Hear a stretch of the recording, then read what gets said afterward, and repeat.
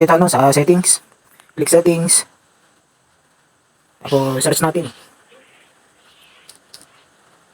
Where your login. Ito siya.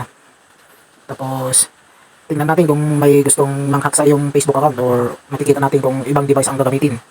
Kung saan yung location. Sa akin, yung Realme 8i ko, nakalagin siya sa ano, Angeles City, Philippines. Tapos, ito rin siya.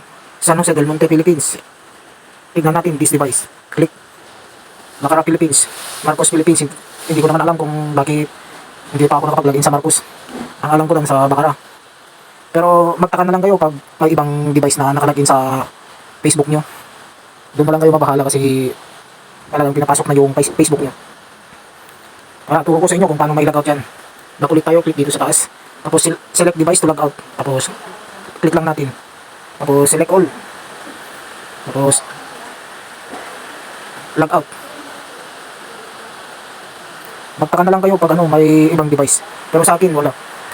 Ang ipinagtataka ko lang bakit sa Angeles City, Philippines ako nakalagin. Pero dati naman sa bayan ng Pigdig. Pero okay lang yan pag ano, walang ibang device na nakalagin sa account mo. Magtaka na lang kayo pag ano, pag ibang device. Thank you for watching. Sana pa-share naman po yung video at saka sana may natutunan po kayo.